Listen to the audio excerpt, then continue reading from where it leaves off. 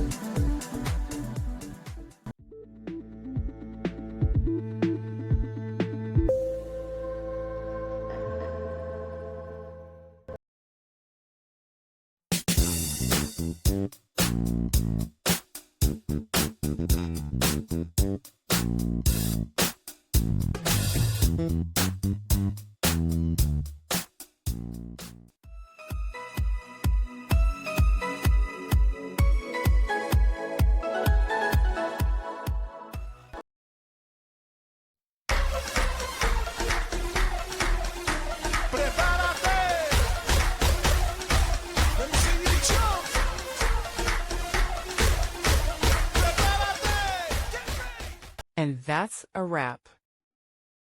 I hope you found the answer you were looking for. If you did, take a second to hit that subscribe button. It really helps out. And let me know in the comments which solution worked best for you. See you next time in the debug zone.